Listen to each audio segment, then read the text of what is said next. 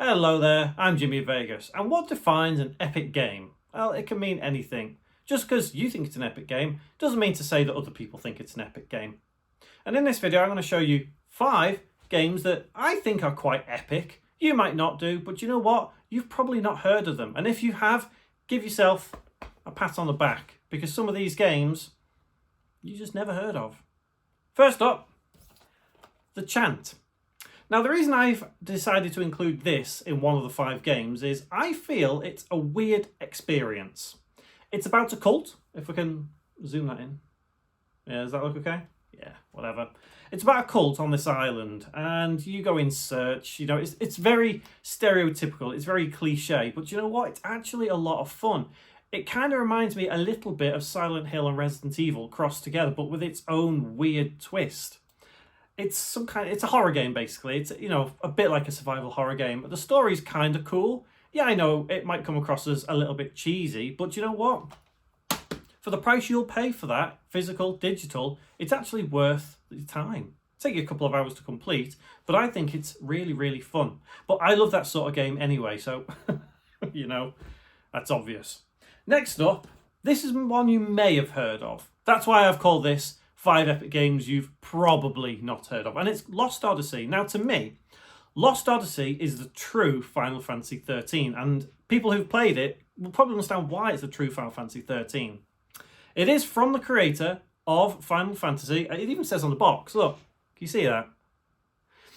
It's from the creator of Final Fantasy. It's on 4 discs. 4 discs on the Xbox 360. And yes, it feels like a true Final Fantasy, weirdly enough. It feels more Final Fantasy-ish than 13. It feels more like a Final Fantasy than 12, 10. It actually feels like a modern Final Fantasy from the 90s. Yeah, probably not quite so modern now. But if you love Final Fantasy 7, 8, 9, 10, 11, 12, even 13, do you know what? You'll love Lost Odyssey. The unfortunate thing is, it is locked to the Xbox 360. However, it is backwards compatible, so you can play this on your Series X.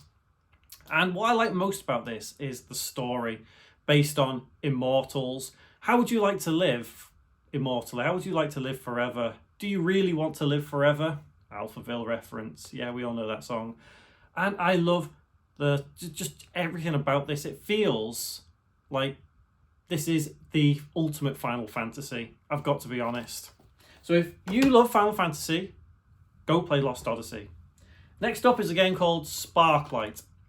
This one I actually bought because it looked a little bit like Stardew Valley. And you know what? If you play it, I'll tell you what, let me see if I can get this on the back. Will that focus? Can you see that? Yeah. It looks a little bit like Stardew Valley. It's a roguelite game, and it's a lot of fun. It's short. It's not a really long game, but there's a lot to do. Basically, you go around this world collecting Sparklite, and you can upgrade, and you've got to beat this big bad man. Now, the only thing I would say about this is it takes a very strong difficulty spike. And if you play the game, you'll probably know whereabouts I mean.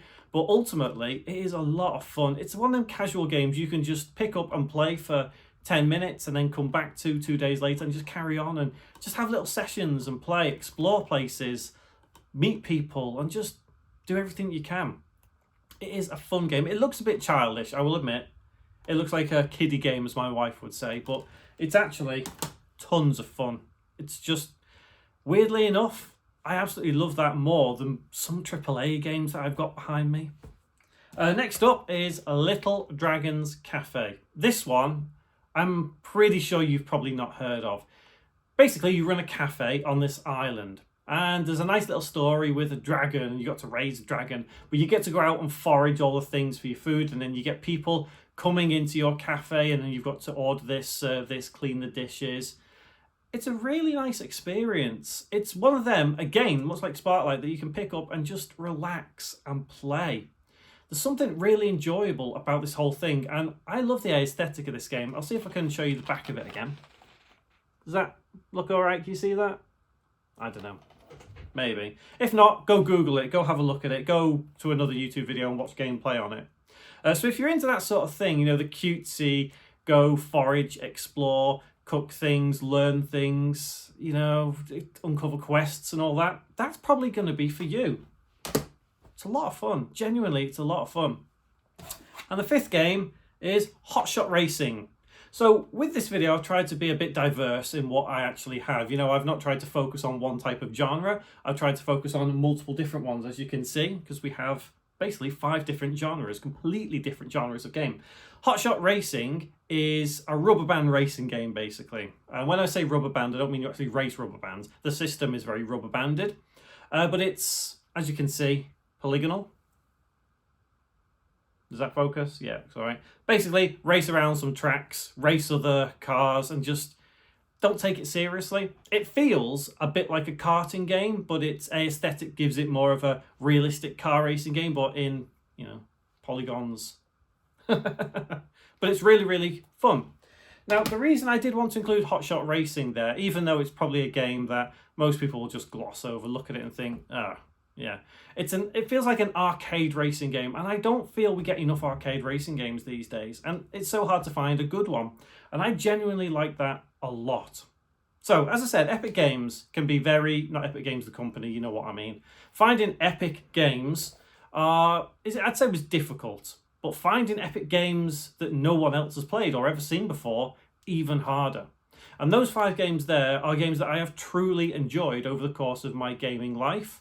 And I would happily go and play them again because they are a lot of fun. They are good. They're not like games these days where you can go out and buy this game, let's say Black Ops 6, and play it. Oh yeah, it was all right. And then forget about it 2 months later. They are genuinely good. So, have you got any epic games that you think nobody else has ever heard of that you truly enjoy? Please let me know in the comments below. And if you fancy playing any of them games, or you have played any of them games, do let me know as well. Oh, curious, very curious. I'll see you in the next one.